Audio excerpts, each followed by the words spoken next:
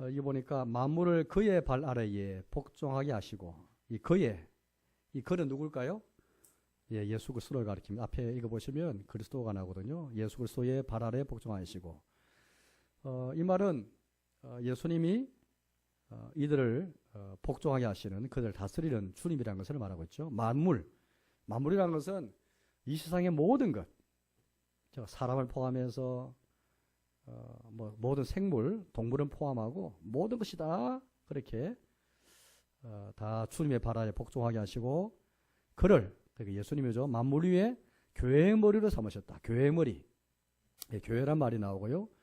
또 예수 그리스도가 교회의 머리다 그렇게 말합니다.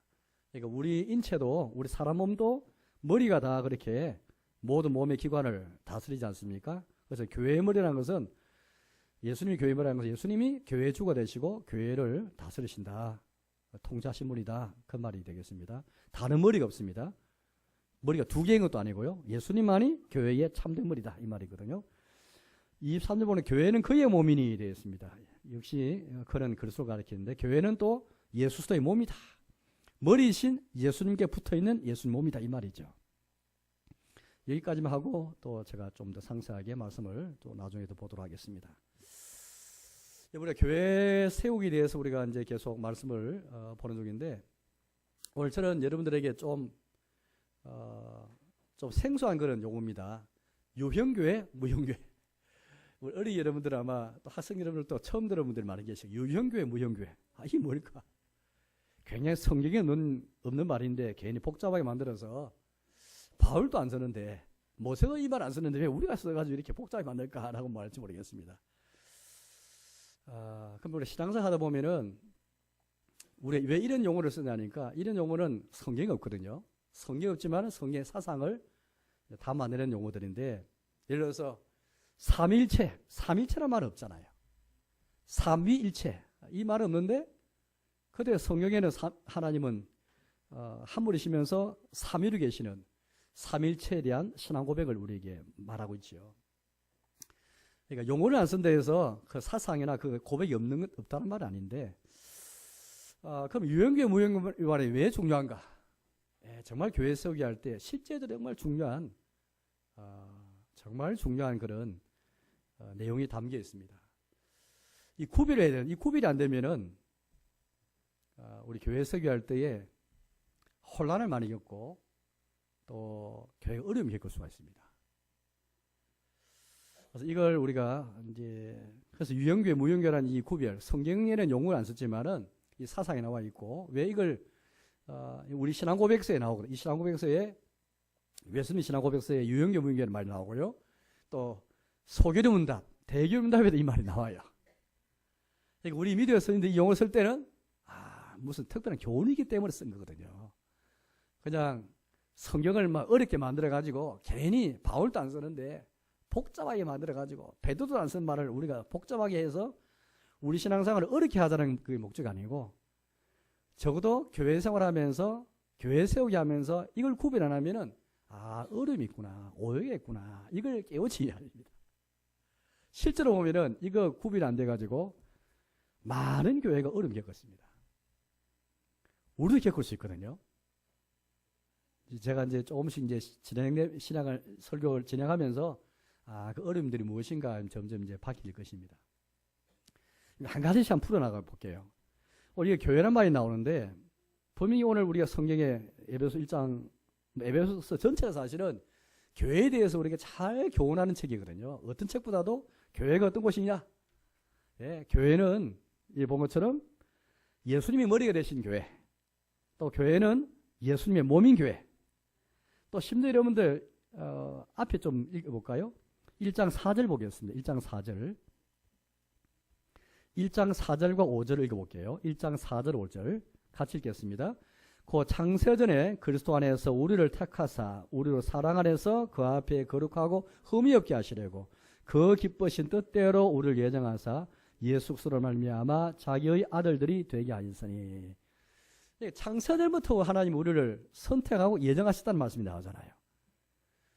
그러니까 교회는 어떤 곳이냐면 창세전부터, 그러니까 시간 이전에, 우리 역사라는 것은 시간 속에 살아가는 거잖아요. 성경은 시간을 말할 뿐 아니라 사실 영혼에 대해서 영혼 세계를 말하고 있잖아요. 창세전에 그리스도 안에서 하나님 우리를 이미 택하시고 예정하신 거예요. 사랑 안에서 기뻐시 뜻대로. 그러니까 정말 주님의 사랑으로 우리를 택하신 것이죠. 또 기뻐시 뜻 가운데 억지가 아닙니다. 정말 하나님이 우리를 자기의 백성으로 예정하신 것은 창세전이고 또 기뻐시 뜻대로 사랑 안에서 선택 예정하신 것이잖아요. 그래서 우리가 자기 아들들, 하나님의 아들들, 하나님의 자녀가 된 거죠. 이게 교회입니다. 교회. 교회는 주님의 선택과 예정을 입은 주님의 자녀들인 것이죠. 그 다음 또 뒤에 보니까 이런 말씀이 나옵니다. 7절을 보겠습니다. 7절. 자, 7절을 같이 읽겠습니다. 우리는 그리스도 안에서 그의 은혜의 풍성함을 따라 그의 피로 말미암아 속량 그 죄의 사함을 받았느니라. 우리는 그리스도 안에서도 뭘 받았다고요? 그의 피로 말미암아 속량 죄의 사함 받았어요. 하나님의 사랑 안에서 또 주님의 기쁘신 뜻 가운데 예수님 안에서 우리가 선택과 예정을 입었을 뿐 아니라 예수님의 피로 속량 죄의 사함의 은혜를 받았습니다. 이게 교회인 거예요. 그래서 예수님이 머리가 되시고 예수님의 몸이 된 속량의 은혜를 받고 주님의 선택과 예정을 입은 주님의 사랑을 받은 주님의 기쁘신 뜻대로 그렇게 우리가 하나님 자녀가 된 자들, 그게 교회인 거죠. 자, 근데 이 교회는 제일 이제 먼저 말할 것은 이 교회는 눈에 보이는 모습을 띄어야 됩니다. 자, 이게 교회인데 교회는 성경에 보는 것 첫째는 항상 제가 이걸 먼저 설명해야 되겠네요. 다 알고 있지만은 좀 더 제가 우리 어린이들 위해서 제가 말씀드리고 싶습니다. 유형계 무형계 했을 때 유형이란 말은 형태가 있는 거예요. 형태. 눈에 보이는 거예요. 교회는 유형이란 말은 눈에 보이는 거예요. 눈에 보이는. 무형이란 말은 형태가 없고 그래서 눈에 안 보이는 거예요. 이건 교회가 두 개 있다는 말 아니에요. 유형계가 따로 있고 무형계가 따로 있는 게 아니고 교회는 하나인데, 그렇죠. 교회는 하나인데 어떤 점에서 보면은 교회는 눈에 보이는 모습이 있고 눈에 안 보이는 모습도 있는 거예요. 이거 두 개를 구별했단 말입니다. 우리가 이 마이크는 눈에 보이잖아요. 우리 어린이 여러분. 눈에 안 보이는 것도 있죠. 뭐 공기라든지 눈에 안 보이잖아요. 공기도 눈에 안 보이고. 눈에 안 보이는 게 뭐 얼마나 많을까요?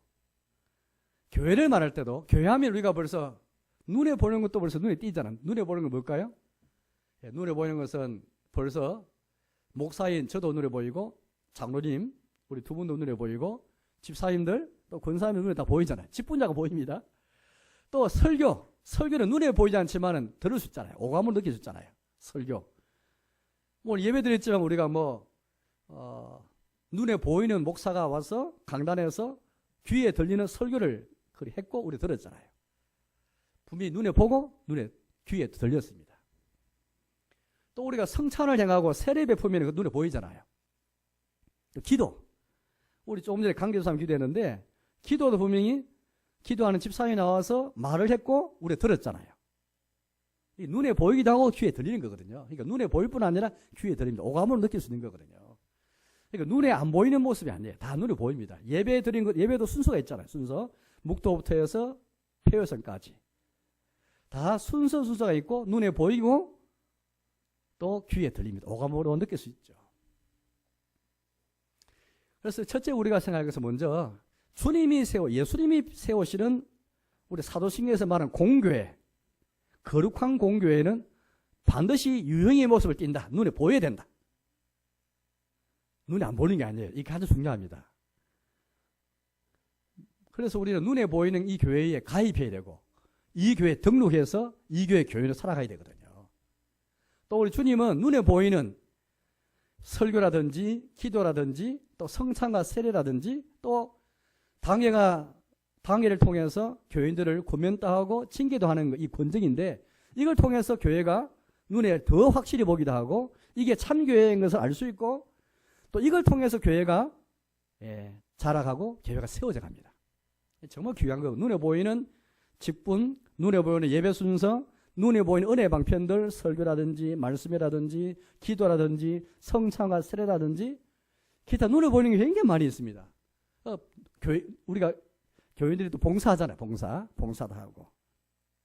다 눈에 보이는 것들이에요. 다 귀한 것들입니다. 그래서 주님이 땅에 세우시는 사도신경에서 고백한 거룩한 공교회는 반드시 유형의 모습 눈에 보여야 되는 거예요. 또 이 교회에 가입해야 됩니다. 이 교회 등록해서 교회에 가입하고 교회 등록해서 이 교회 교인을 살아가면서 세례도 받고 또 성산에 참여해서 교회 생활해야 되는 것이죠. 이게 정상의 신앙생활입니다. 그래서 신앙고백서 보면은 외신 신앙고백 25장은 교회에 대한 이제 고백인데 이렇게 고백합니다. 정말 우리의 중요한 고백인데요. 1643년에서 1647년 사이에 이제 이 웨스민스터 총회가 열려가지고 이 신앙고백서 작성했고 이제 모든 장로 교회가 이걸 받았잖아요. 그래서 우리 작은빛 교회도 장로 교회로서 이 신앙고백서를 우리가 우리의 고백으로 받았거든요. 교회당 고백 가운데 이 고백이 나옵니다. 주님이 세우신 거룩한 공교의 유형의 모습 때는 눈에 보이는데 그러니까 특별한 경우를 제외하고 정상적으로 이 교회 바깥에서는 구원받을 가능성이 없다. 딱 규정하고 있습니다.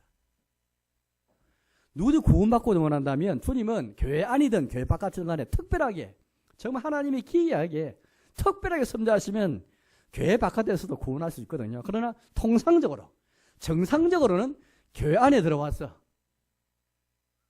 교회를 떠나서는 구원받을 가능성이 없다. 그만큼 눈에 보는 교회가 중요한 거예요. 하나님께서 눈에 보이게끔 은혜 방배도 주셨고 말씀과 기도와 성찬과 이거 여러분들 우리가 만든 게 아니에요. 하나님께서 우리에게 은혜를 베푸기 위해서 주님이 우리에게 마련하시고 우리 주신 그 은혜 도구죠. 기도도 마찬가지. 기도도 여러분들 우리가 주님께 나아가는 길이도 하지만 하나님이 우리한테 은혜 주기 위해서 내신 길이고 말씀도 마찬가지고 성찬과 세례도 마찬가지입니다. 물론 하나님은 이 은혜를 특별하게 주실 때 있거든요. 설교와 말씀과 성찬 세례 기도를 떠나서 특별하게 주실 때 있습니다. 성경 읽어보면은 이거 떠나서 주실 때 있습니다. 그러나 통상적으로 정상적인 방법을 생각하면 하나님 반드시 말씀을 듣든지 말씀 읽을 때든지 말씀을 공부 묵상할 때든지 말씀을 순종할 때 하나님이 복을 주시고 또 하나님께서 공부할 때라든지 또 성찬에 참여하고 세례 받을 때 또 내가 세례 받았어도 내가 받은 세례를 떠올릴 때에 내가 또 기도할 그때에 하나님이 큰 은혜를 주시거든요. 정상적인 방법입니다.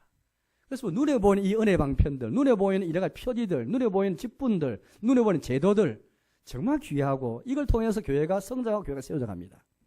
중요한 거예요. 이런 눈에 보이는 교회를 떠나서는 정상적으로 구원받을 가능성이 없습니다. 이게 가장 중요한 첫째 우리가 생각할 겁니다. 두 번째입니다. 두 번째는 대교리문답. 우리가 소교리문답이 있고 대교리문답이 있잖아요. 대교리문답 61문답 보면은 이런 문답이 있습니다. 복음을 듣고 말씀을 듣고 유형교회 안에 등록하고 교회에 등록했잖아요. 눈에 보이는 유형교회 하면 쉽게 말하면 우리 작은빛 교회, 고린도에 있는 교회, 로마에 있는 교회. 사도 바울이 편지 썼잖아요. 고린도 전서, 고린도 후서는 고린도에 있는 고린도 교회에 쓴 편지가 고린도 전서, 고린도 후서잖아요. 로마서는 로마에 있는 교회에 눈에 보이는 교회에 쓴 편지가 로마서잖아요. 방금 에베소서는 눈에 보이는 에베소라는 그 지역에 있는 교회에 보낸 편지가 에베소서예요. 이게 눈에 보이는 유형교회죠. 그런데 대교리문답 60일다 보니까 복음을 듣고 유형교회 안에 저 교회에 등록해서 교회에 가입했습니다. 교회 안에 있습니다. 그런데 그렇다 해가지고 다 구원받는 것은 아니다. 내가 이 유형교회에 등록해서 이 교회 교인을 살아가고 있지만은 세례도 받고 이 교회 교인이 되었지만은 그렇다 해서 영생과 구원이 보장된 건 아니고 다 구원받는 것은 아니다. 누가 구원받는가? 무형교회의 회원만이 구원을 받습니다. 이게 대교리문답 61문답의 내용이에요. 여기 보니까 교리문답에서 유형교, 무형교 딱 구별하고 있거든요. 도대체 교회가 두 교회 따로 있는 것도 아닌데 한 교회인데 눈에 보이는 모습도 있고 눈에 안 보이는 모습도 있는데 왜? 눈에 보이는 교회에 다 가입하고 등록에 떼어서 다 구원받는 게 아니고 영생과 구원이 보장되는 게 아니고 왜 무형교회 회원만이 구원받는 데 있을까? 왜 그럴까요? 이건 이제 우리 경험입니다. 경험. 결국 우리 경험 때문에 실상은 유형교회, 무형교회 구별되는 겁니다.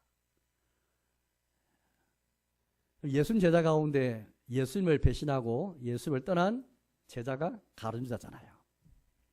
그 눈에 보는 교회의 회원이었죠. 쉽게 말하면 눈에 보는 유형교회에 예수님을 중심으로 12제자가 유형교회를 이루었다고 우리 생각합시다. 그 유형교회 안에, 눈에 보는 교회 안에 유다도 교인이고 제자였죠. 그렇지만 예수를 배신했습니다. 눈에 보이는 교회에 등록했다 해서 그가 구원받은 것은 아니다, 이 생각할 수 있죠. 초대 예루살렘 교회는 사도 베드로 설교를 통해서 은혜도 받고 또 성령이 충만히 임했고, 온 교인들이 만나면 서로 떡을 떼고 서로 기도하고 사도의 가르침을 받고 서로 교제하고 서로 나누고 서로 사랑하고 살아갔잖아요. 그런데 서로 참 물건을 팔아서, 밭을 팔고 또 재산을 팔아서 가난한 사람 나눠주고 매일매일 어려운 그런 가난한 사람을 많이 도와주었습니다. 그런데 거기에 보니까 아나니아 사피라 같은 이 두 부부가, 이 부부 이름인데 아나니아 사피라, 이 두 사람은 어떻게 했습니까? 성령님을 속이고 또 교회를 속이고 사도를 속여서 하나님 진노를 받은 적이 있습니다. 그래서 우리는 생각할 때 눈에 보는 교회의 교인이었지만은 유다처럼 아나니아 사피라처럼 교인이 진짜 교인이 아닐 수 있구나. 우리 경험에서 이게 나오는 겁니다. 이삭의 자녀가 쌍둥이였잖아요. 누구죠? 야곱과 에서였습니다. 이삭은 아브라함의 아들이고 또 이삭이 이제 쌍둥이를 낳았는데 형이 에서고 동생은 야곱이었잖아요. 참 이상합니다. 에서는 장남이니까 하나님의 복을 더 크게 받아야 될 사고, 또 똑같은 언약의 표현 할례를 받았습니다. 다 하나님의 언약의 표시를 다 받았죠. 에서도 야곱도 언약의 자녀였습니다. 야곱은 거짓말도 잘하고 교활한 사람이었거든요. 보기에 에서는 남자답게 생겼고 사랑을 좋아하는 사람이었습니다. 그런데 나중 보니까 어떻게 됩니까? 점점 에서는 언약의 길에서 멀어가잖아요.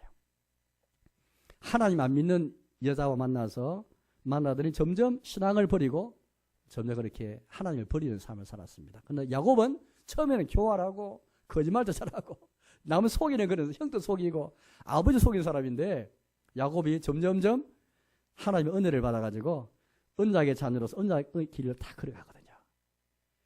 똑같이 언약의 표를 받았지만은 결과를 보니까, 우리 경험을 보니까 똑같이 할례를 받아서 언약의 표를 받고 언약의 자녀 되었지만은 에서는 믿음과 언약의 길에서 벗어났고 야곱은 믿음의 길에 계속 있구나.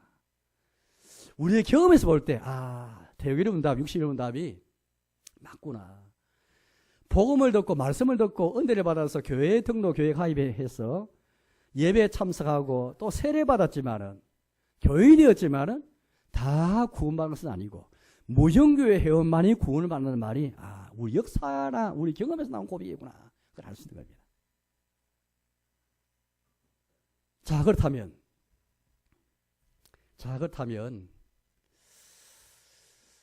이제 이게 이제 점점 조금 더 깊이 들어가는 건데요. 세 번째 우리 생각할 것은, 오늘 방금 에베소 1장 말씀 보았죠. 1장 말씀 보니까 여기 교회가 이 교회는 사도 바울을 통해서 하나님 주신 말씀인데 여기 교회가 나옵니다. 교회의 머리, 교회는 그의 몸이라면서 교회를 말하고 있죠. 앞에 또 창세전에 예정을 입고 선택받은 하나님의 아들들, 예수님 피로 말미암아 속량을 입은 자들, 이게 이제 교회잖아요. 이 교회는 일단은 눈에 안 보이는 교회죠. 일반적으로 그렇게 서술된, 일반적으로 말하는 그 교회니까. 그렇죠? 누가 과연 하나님의 선택과 예정을 입어서 하나님의 자녀인가? 누가 예수님 피로 말미암아 속량한 은혜를 받은 자들인가? 누가 알 수 있을까요? 어떻게 알 수 있을까요? 누가 무형교회 회원이 누가 알 수 있을까요? 누가 이 교회 회원이 되어서 오늘 에베소 1장 22, 23절 만물을 그의 발 아래 복종하게 하시고 그를 만물 위에 교회의 머리 삼으셨고, 교회의 머리이신 예수님이 교회의 머리이시고, 그래서 예수님의 몸인 교회에 속한 사람이 되어서 창세전에 하나님의 선택과 예정이 있고 사랑은 있고 그의 피로 속량의 은혜를 받은 자들, 이 속한 그 교회에 속한지 누가 알 수 있는가? 그래도 목사님이나 장로님들은 좀 많은 교회는 아니니까 또 깊이 아니까 목사님이나 장로님은 잘 알 수 있지 않을까요? 제가 여러분들 누가 무형교회 오는지 누가 진짜 유형교회에 속했지만은 무형교회에 속해야 우리가 참 구원을 받아도 말할 수 있는데 그렇죠. 이 교회에 해야 되는데 그럼 제가 여러분들 목사로서 교우들 깊이 좀 신방도 하고 또 장로님도 신방을 잘 아니까 오랫동안 경험했으니까 야 나는 잘 몰라도 목사님이나 장로님은 좀 잘할 수 있지 않을까? 이거 어떨까요? 알 수 있을까요? 알 수 없습니다. 자신 있게 말할 수 없어요. 누가 무형교 회원인지 알 수 없는 거예요. 누구든지 아무리 경건한 사람, 저보다 더 경건하고 저보다 더 지혜롭고 저보다 더 신령한 그런 목사가 있더라도 확신을 갖고 자신감을 갖고 당신은 눈에 보는 교회에 등록했지만 세례받았고 교인이지만 성산에 참여하지만 당신은 무형교 회원이 아니어서 구원받지 없습니다. 이렇게 말할 수가 없어요. 그 사람은 아주 교만한 사람이에요. 우리의 고백입니다.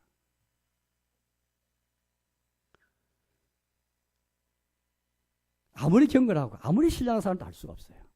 왜 무형교인지 아세요? 왜 형태가 없는지 아세요? 형태가 없으니까 안 보이는 거 아니에요. 누구도 저 사람이 진짜 무형교 회원인지 판단을 알 수 없기 때문에 무형교인 거예요. 눈에 보일 것 같으면 다 아는데 우리 여기 앉아 계시지만 믿음의 정도 우리가 눈에 보이는 것도 있죠. 눈에 보이는 교회 봉사하는 정도 눈에 보이는 모습들 다 있죠. 그렇지만은 진짜 그 믿음의 정도 진짜 믿음의 실제 이건 누가 판단했을까요? 누가? 뭐 눈에 보이는 모습과 판단을 한다 할지라도 그거는 진짜 그 사람의 믿음의 정도 그 사람의 믿음의 깊이 이건 누구도 판단할 수가 없어요. 안 보이기 때문에 무형이기 때문에 안 보이기 때문에 누구도 판단할 수 없고 자신이 말할 수 없는 거죠. 그래서 종교학가 마틴 루터가 유명한 말을 했습니다. 천국에 가면은 깜짝 놀랄 일이 두 개 있는데 천국에 가면 깜짝 놀랄 일이 두 개 있는데 하나는 반드시 있어야 할 사람이 없고 저 사람 반드시 가면 천국에 있을 것 같은 사람이 없고 저 사람은 천국 가겠나 의심했는데 그 사람이 천국 와 있는 거예요. 이 두 가지가 정말 놀랄 일이다 라고 말했습니다. 가끔 이런 예화가 많이 들으잖아요. 이게 루터가 한 말이거든요. 그러면서 루터가 더 중요한 말 한 마디 더 붙였어요. 그런데 이것도 놀랐지만 진짜 놀란 게 있다. 나 같은 죄인이 나같이 가치 없고 나 같은 죄인이 천국에 가 있는 게 진짜 가장 놀랍고 놀랄 일이다. 이걸 다 루터가 말한 거예요. 그래서 이 땅에 살 동안에 우리는 자신 있게 확신을 갖고 교회는 분명히 유형의 모습 띈다 해가지고 저 사람의 믿음을 다 판단할 것을 생각해서 그 사람을 판단하거나 그 사람을 정죄할 수가 없는 거예요. 그 사람 굉장히 교만한 사람이 누구도 그런 사람 없었습니다. 전지전능하신 하나님만이 하시고 하나님만이 판단, 하나님만이 하시거든요. 사람의 마음, 우리 믿음은 마음이 문제인데 마음으로 믿은 것을 입으로 시인하는 게 어서 우리가 의외로 구원이 되잖아요. 입으로 시인하는 것을 판단할 수 있는데 당예가 우리가 세례받을 때에 입으로 시인하는 입으로 고백하는 그걸 심사하는 거지 마음은 판단할 수가 없습니다. 그렇잖아요. 여러분들. 어떻게 여러분들 학습과 세례와 입교할 때 우리가 당예원들이 심사할 때에 그 사람 마음까지 심사할 수가 없어요. 그 마음을 판단할 수가 없습니다. 그래서 우리가 당예도 속일 수 있고 그렇거든요. 사람 마음은 하나님 아시기 때문에 하나님을 판단하시기 때문에 또 사람은 입으로 신앙 그것만 판단할 뿐입니다. 따라서 우리는 교회 세우게 하면서 저 사람 구원받았겠니 못 받았겠니 이 말할 수 없어요. 그래서 유형교회와 무형교회를 다 구별하기 중요합니다. 예수님의 비유가 이런 비유 있잖아요. 잘 유명한 비유인데 마태복음 13장에 나오는 비유거든요. 흔히 말하는 알곡과 가라지의 비유입니다. 알곡 가라지. 천국을 예수님이 비유하는 천국은 좋은 씨앗을 자기 밭에 뿌린 사람과 같다. 그렇게 말했습니다. 어떤 농부가 좋은 씨앗을 자기 밭에 뿌렸어요. 곡식이 자라날 거 아니에요? 그런데 보니까 곡식과 알곡만 있는 게 아니에요. 가라지. 곡식과 비슷하게 생긴 곡식은 아닌데 곡식처럼 생긴 가라지가 딱 나타나는 거예요. 그래서 이제 주인에게 물었습니다. 어떻게 된 거냐 물었더니 밤중에 악한 이 마귀가 와가지고 가라지를 싹 뿌려가지고 좋은 밭에 좋은 씨앗을 뿌려서 곡식만 하게 되는데 원수 마귀가 와서 가라지를 뿌렸다. 그렇게 설명해 주었습니다. 그래서 주인이 이제 그 종이 말합니다. 주인님, 그럼 이 가라지를 다 찾아서 뽑을까요? 했더니 뭐라 말했습니까? 예, 내버려 두어라. 가라지를 뽑다가 예, 알곡까지, 곡식까지 뽑을까 염려하노라. 나 추수할 때가 되면은 내가 예, 가라지는 다 그렇게 따로 거두어서 불구덩이에 넣어두고 다음에 알곡과 곡식은 내가 곡관에 드릴 것이다. 이 비유를 들었습니다. 또 예수님이 이런 비유 들었잖아요. 바다의 어부가 그렇게 이제 그물을 쳤는데 온갖 고기가 다 잡힌 거예요. 온갖 고기. 그 비유를 드시면서 천국은 이와 같다. 그런 말씀했습니다. 다시 말하자면 교회 안에는 아까 우리가 가룟유다나 아나 사페로 온 것처럼 우리가 보기에는 구원받을 만한 것 같고 다 신자 같지만은 우리 잘 모르지만은 믿음에 다 판단할 수 있기 때문에 역사나 우리 경험 보면은 거짓 형제가 있을 수 있고 거짓 형제, 가짜 그런 신자가 있을 수도 있고 위선자나 외식한 사람이 있었다는 거죠. 그래서 여러분들 예수님 당시에 보면은 바리새인들 또 그런 외식한 사람이 맛있잖아요. 그러니까 겉으로만 신앙생활하는 사람. 왜? 마음은 모르니까. 마음은. 결국 목사도 장로도 우리 모두 다 함께 눈에 보이는 것이 중요하지 눈에 보이는 것밖에 판단 못하게. 그러나 믿음이라는 것은 마음에서부터 참 믿고 입으로 신앙 이게 두 개 다 갖춰야 되는데 마음과 입이 같이 가야 되는데 사람은 입만 입으로 신앙한 것만 우리가 그렇게 판단할 뿐이거든요. 그래서 우리는 항상 교회 설교할 때 눈으로 드러난 것만 갖고 판단할 수 없다는 거예요. 다 예를 갖고 우리 아이들을 대할 때는 아이들도 여러분들 눈에 보이게 교회 잘 다니고 성경 잘 읽지만 진짜 마음에서부터 하나님을 사랑하고 마음을 다하여 우리 오늘 중고등부 학생들이 하이드베르 여러분들 1문답을 오늘 공부했는데 2문답 공부했는데 어디에 유료가 있냐니까 자기 핏값으로 사신 예수님께 유료가 있고 나의 아버지 되셔서 나를 보호하시는 것에 유료가 있고 세 번째는 성령님께서 우리에게 영생을 확신 주시고 또 성령님 내 안에 계셔서 마음을 다하여 절거히 그래 신속히 주를 위해 살게 하십니다. 여기 유료가 있다고 우리 공부했거든요. 우리도 신앙생활 하다 보면 스스로에게 실망할 때 많잖아. 야, 내가 이거밖에 안 되나? 내가 이렇게 예배도 잘 못 드리고 내가 이렇게 잘 넘어지고 내가 이렇게 신앙생활을 이렇게 굴곡도 많고 왜 이렇게 신앙생활이 잘 못할까? 스스로에게 실망할 때 많잖아요. 그러면 자기만 그렇게 자기 실망하고 자기를 싫어하지만 그러나 어디 유료가 있습니까? 내 안에 계신 성령님. 나는 이처럼 나에게 스스로 실망할 정도로 형편없지만은 내 안에 계신 성령님이 내 안에서 마음을 다하여 절거히 신속하게 주를 위해 살게 하시는 성령님 계시기 때문에 유료가 있는 거잖아요. 지금은 행필이 없어도 그런 것 같습니다. 교회를 세워갈 때 우리는 성령님께서 우리에게 역사하셔서 마음을 다하여 참 주를 위해 섬기게 살게 하시는 것 역사를 우리 의지하면서 눈에 보는 거 가지고 판단이 안 되겠다. 이게 참 중요한 것 같아요.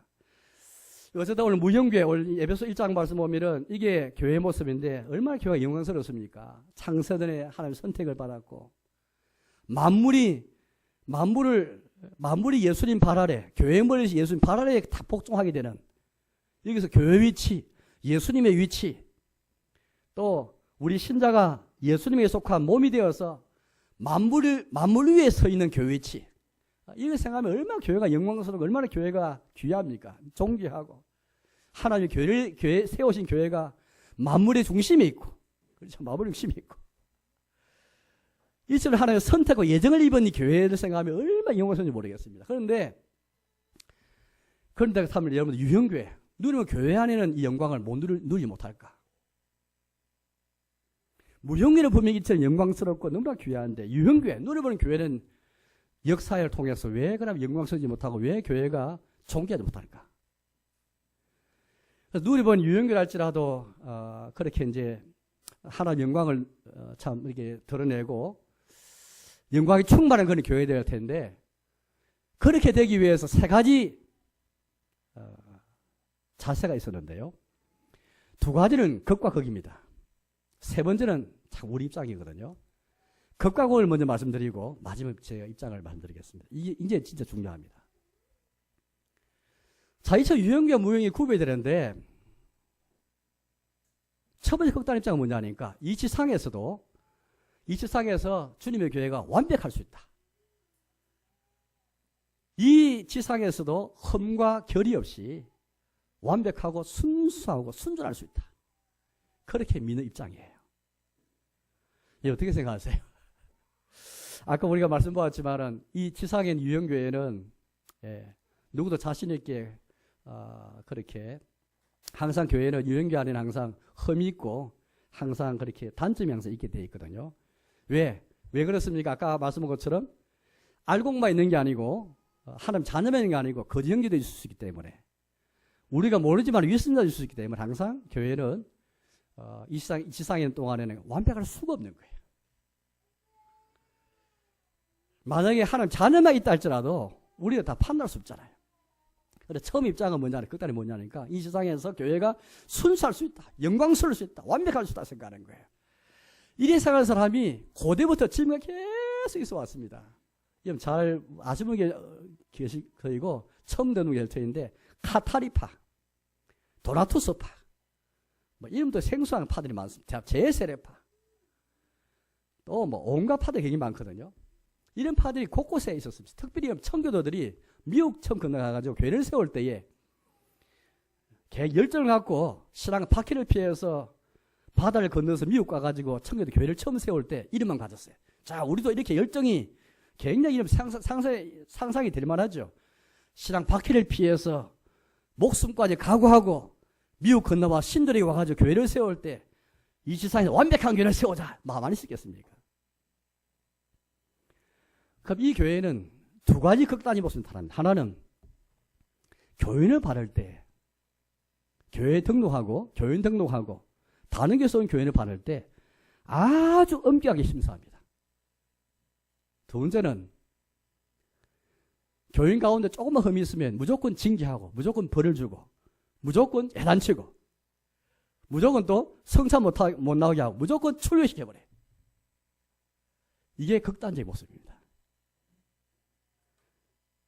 학습 세례 교육을 시키는데 너무 지나치게 교육을 시키고 세례를 아무에게나 안 주는 거예요. 너무 지나치게 안 줘가지고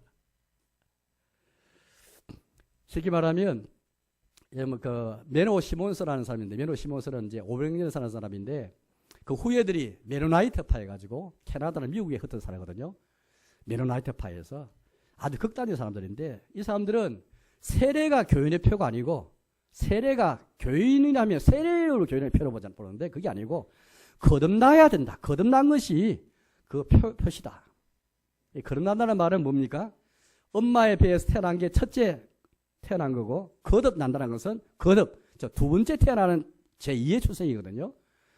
신자는 제2의 출생 거듭나야 되는데 이게 표시다. 그 다음에 거듭난 사람에게 표시가 있다. 영생할 때 거듭나면은 하나님 자녀되면 어떤 표지가 눈에 보이는 표지가 나타날까요? 오늘 제가 한번 찾아봤거든요. 이 사람 도대체 거듭난 표시가 있어야 그래야 교인 된다고 믿었거든요. 그럼 뭐든 표시가 보여야 될까? 15가지 했는데 자, 몇 가지만 보면 이렇습니다. 첫째, 의를 행하고 죄를 짓지 않는다. 이야, 그럼 이거 참 거듭나는데 죄인이면 다 우리 거듭난 사람이 아닌 거예요. 세상을 이긴다. 우리 늘 세상에 실패하고 넘어지대 마는데 거듭나면 어제 세상 이겨야 돼. 이 사람 교인을 받을 때, 교인 등록할 때, 교인을 받을 때, 또 다른 교회에서 온 교인을 받을 때 세례를 표시를 보지 않고 거듭난 표시가 있는가? 눈에 보는 표시가 있는가? 그러니까 눈에 보는 표시를 굉장히 강조하는 거죠. 이 지상에서 완벽한 이 교회는 거듭난 사람의 교회다. 성경은 아까 우리 본 것처럼 마태복음 14장 본 것처럼 외식한 사람이나 거짓 형제도 있는 교회가 아니고 섞여 있는 교회가 아니고 분명히 유형교회, 이 지상에 있는 유형교회는 진짜 형제와 거짓 형제가 섞여 살아서 누군지 모르는 교회, 이게 교회인데 이 사람들은 진짜 거듭난 사람만 있는 게 교회라 생각하고 이런 교회를 세우기 위해서 교회를 진짜 엄격히 심사하는 거예요. 그러면서 세례만 받았다 해서 표로 삼지 않고 세례는 무시해버려요. 세례는 가짜다. 세례 갖고는 모른다 하고, 그러나 표시를 말하면서 세상을 이긴다. 죄를 짓지 않는다. 또 강물 같은 기쁨이 항상 넘친다. 뭐 이런 식으로 쭉 말하는 거예요. 야, 우리 알죠? 한 자녀가 되었어도 성령 따라 행하지 않고 육을 따라 행하면 항상 우리도 넘어지고 죄 짓고 살아가잖아요. 그런다 하자 하는데 그래서 생각하는 거예요. 그러고 나아가서 교회 안에 신자 가운데 조금만 흠이 있어도 무조건 징계하고, 무조건 성찬 못 나오게 만들고, 무조건 출교란 말은 교회에서 내보내는 것이거든요. 그렇게 생각합니다. 메노 시몬서라는 사람이 얼마나 엄격하게 말해요. 제가 그걸 읽었거든요. 메노 시몬서가 지금 선거를 읽었습니다. 어떻게 이 출교에 대해서 다 글을 읽었고요. 다 여기에 대해서 우리 입장에선 요한 칼빈이 글을 읽었습니다. 그 당시에 메노 시몬서나 칼빈이 동시대 사람인데, 이 문제 갖고 교회를 세울 때 이 가지고 논란이 많았거든요. 메노 시몬서는 진짜 선한 사람이고 평화로운 사람이었습니다. 그래서 우리 완벽한 교회를 세운다 해가지고 교인도 엄격한 이 표시가 있어야 교회를 받고, 조금만 흠이 있어도 아까 말한 것처럼 죄를 지어도 무조건 다 이렇게 이제 하는 거예요. 그래서 뭐 성찬 못 나오게 하고 교회 쫓아내고 예배 못 드리게 만드는 거죠. 그러면 성경부 근거가 어디 있는가? 데살로니가 후서 말씀 보면 이런 말씀이 있습니다.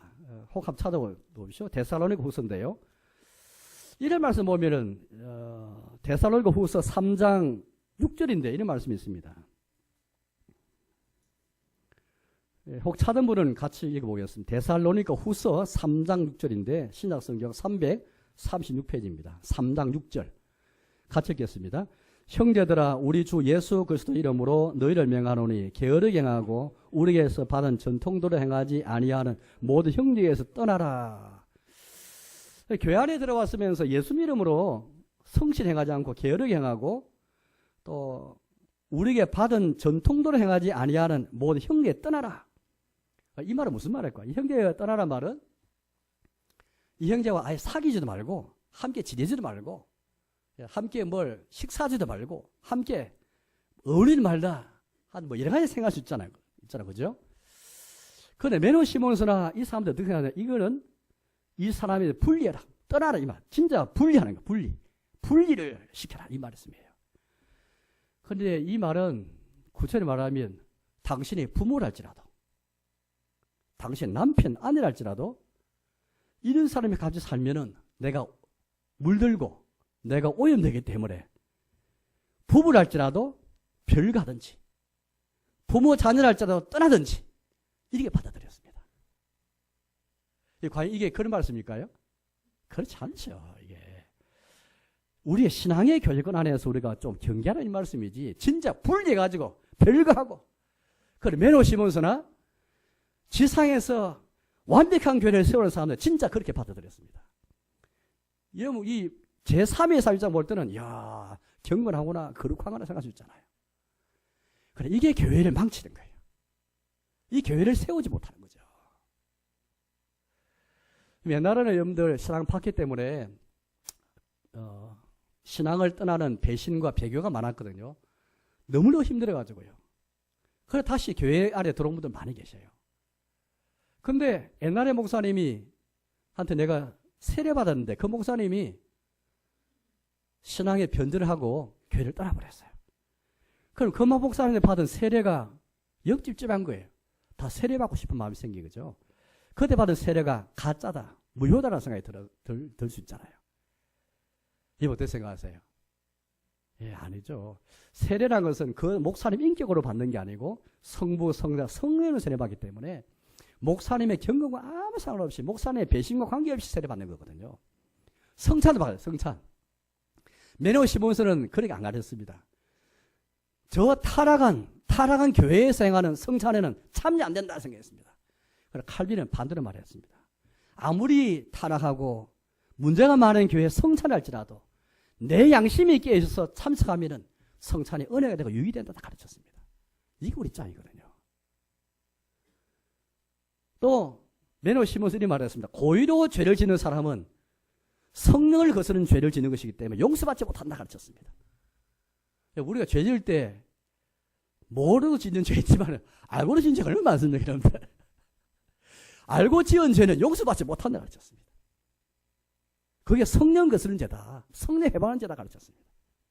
아주 극단적이죠. 이래 하면 여러분들 교회인데 겁을 먹고 굉장히 선하게 살고 어렵게 살겠죠. 그러나 진짜 그 사람 마음 속은 어찌 알겠습니까? 겉으로 보기에는 참 착하게 어렵게 살고 또 많은 사람 존경할 수 있는데 그러나 그 속은 어찌 압니까? 그렇게 해서 교회를 세워한 거죠. 교인을 받을 때 그렇게 교인을 받고 그렇게 세례 주고 그렇게 교인들 징계를 하고. 그럼 제가 네덜란드에 있으면서도 그런 교단을 봤습니다. 그런 교단 봤거든요. 그런 교단은 아무나 신학 입학 못합니다. 내가 신학을 입학해서 목사가 되겠다 말하면 일반 교인도 거듭난 증거, 내가 진짜 신앙의 체험 이걸 말해야 교인 되는데 목사가 될 정도면 얼마나 하는데 큰 체험을 해야 목사가 후보생이 되어 신학 입학할 수 있는 거예요.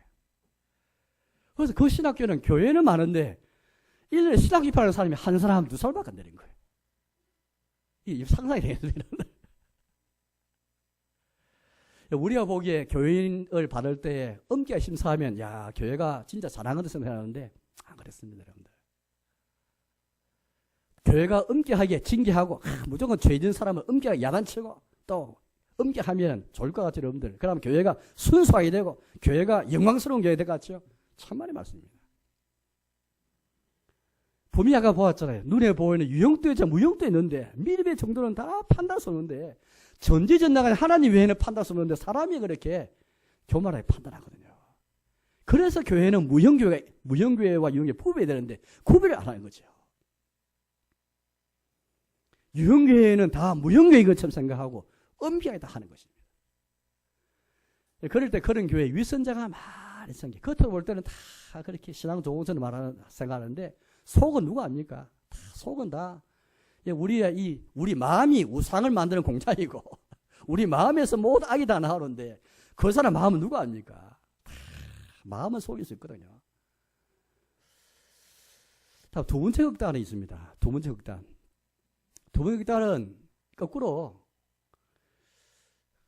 이 유형교회, 무형교회든 유형교회든 간에 주님의 이 영광스러운 교회에 대한 생각이 전혀 없어요. 그래서 너무 그냥 유형교회 안에서 세례 줄 때나 학습을 줄 때 아무거나 줘버리고 아무나 성찬 나오게 만들고 또 교회 안에 있으면서도 교회 안에서 문제가 많아도 누구도 권면하지 않고 누구도 징계할 사람도 없고 목사나 장로님이 계셔도 그걸 바로 세우지 않고 바로 잡지 않고 성도의 교제권 안에서도 그걸 바로 세우지 않고 너무 느슨한 교회, 이게 두 번째 극단적인 교회입니다. 이건 우리 한국 교회가 너무 다 그런 것 같아요.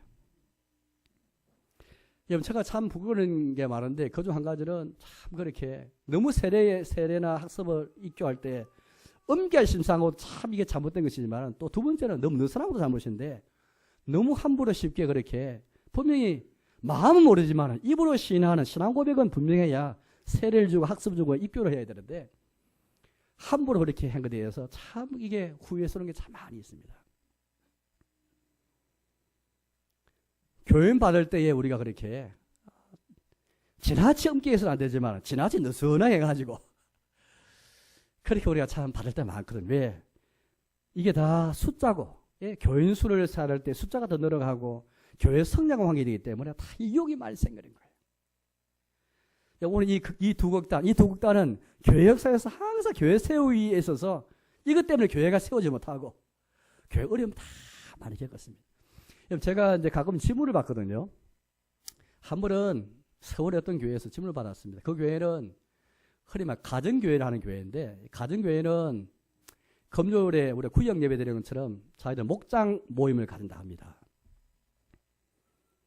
근데 다른 교회에서 이 교회에 등록했는데 주일 예배도 잘 참석하고 또 열심히 하는데 금요일에 모이는 목장 모임을 참여할 수 없는 거 형편상 참여할 수 없어요. 금요일날 목장 모임 참석 안 하면 교인의 권리를 행사하지 못해서 공동회원이 못 되어서 직분자 투표할 때, 목사 청빙할 때나 직분자 선출할 때 참여할 수 없는 거예요. 이게 정당합니까? 라고 질문이 들어왔습니다. 여러분 생각 어떠세요? 부당하죠, 이거는요. 부당한 거죠. 또 우리 같은 교단 안에, 같은 고신교단 안에서 우리 교회 각각 이사 오셔서 우리에게 교인 등록했습니다. 그분이 세례교인이거든요. 세례교인입니다.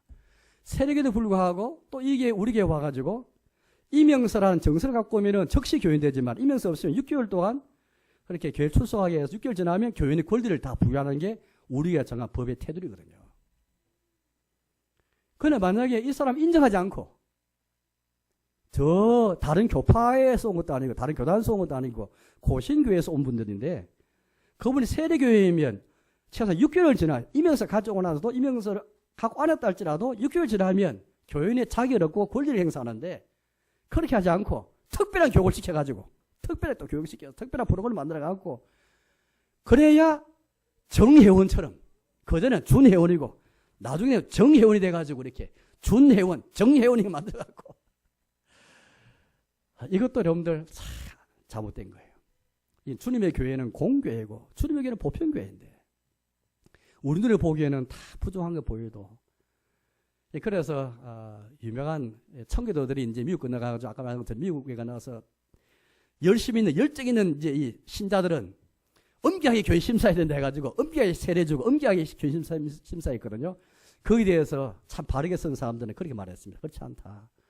예루살렘 교회에도 아나니아 삽비라 같은 사람이 있었고 주님의 제자 가운데 또 가룟 유다도 있었고 갈라디아 교회를 보라고 갈라디아 교회의 교인 가운데서도 성령을 따라 행하자 육신을 따라 행하여서 육체일이 현재해서 그런 사람도 교인이었고 고린도 교회 교인 안에도 온갖 나쁜 짓 많이 하고 온갖 이상하고 그런 일을 많이 한 사람도 사도를 통해서 뭐라 말했냐? 교인을 말해 성도라 부르지 않았냐? 교인을 부르지 않냐? 그 사람 떠나라 한 적이 없지 않냐? 그렇게 말하면서 사랑의 판단을 하라. 그렇게 말했어요. 사랑의 판단을 하라. 이게 바로 우리 입장입니다, 여러분들. 그래서 교회 세우기 할 때 이 두 가지 억단이 우리 안에 있어서 안 되고 한편으로 볼 때 우리는 이제 그래서 마지막 세 번째 입장이 우리 입장인데 이거 어떻게 하냐면은 첫째 전제는 이겁니다. 어쨌든 지상에서는 교회는 완벽할 수 없어요. 왜 완벽하지 않습니까? 그러니까 우리 경을 볼 때 교회 안에는 항상 알곡만 있는 곡식만 있는 가라지가 있는 것처럼 우리도 모르는 사이에 언약의 표를 가졌지만은 믿음을 따라 살지 않는 우리는 잘 판단할 수 없지만은 거짓 형제가 있을 수 있고 위선자가 있을 수 있기 때문에 그 우리 경험이거든요. 그것 때문에 우리는 지상에 완벽할 수 없다. 그걸 불구하고 유흥교회 안에서도 하나님 영광 우리가 최선을 다해서 하면서 우리가 서로 권하고 우리가 서로 돌아오면서 특별히 직분자가 서로 돌아보고 감독하면서 또 하나님의 은혜의 방편을 최대한 활용하면서 말씀과 기도와 성찬세를 활용하면서 또 우리가 항상 개혁을 추구하면서 내 자신과 우리 마음과 우리 삶을 항상 개혁해 나가면서 최선을 다하는 삶 또 당회가 깨어있어서 세례교육도 학습교육 이 교육도 열심히 최선을 다하고 그러면서도 우리는 지상에서 교회는 완벽하지 않고 또 우리가 자신을 가지고 사람을 판단하지 않고 이게 교회를 세워갈 때 중요한 기준이 되어야 됩니다. 이게 안 되면 여러분들 교회 세워갈 때 다 극단을 해가지고 주님의 교회를 세우는 게 아니고 그래서 메노 시몬서 같은 사람들은 유아 세례가 교회를 망쳤다 말해가지고 유아 때 아무것도 모르는 유아에게 세례를 줘가지고 그 세례받은 천주교가 사실은 대표적인 느슨하는 것인데 세례 받으면은 구원받았다. 세례 받으면 구원받았다. 왜? 세례가 언약의 표니까 이 표만 있으면 구원받았다 생각하는 거예요. 그러니까 천주교가 과연 그래 해버리니까 이 극단적으로 유아 세례는 가짜다. 유아 때 세례 주면 안 되고 성인이 되었을 때 어른 되었을 때 자기 입으로 신앙 고백했을 때 세례 줘야 된다. 그래서 세례를 유아 때 세례 받았어도 그건 가짜이기 때문에 한 번 더 세례 줘야 한다 해가지고 제세례파. 제란 말은 다시 한 번 더 말하잖아요. 두 번 세례를 베풀었다 해서 제세례파의 원조가 되었습니다. 메노시몬서가. 우리는 이 두 극단 사이에 우리가 있거든요.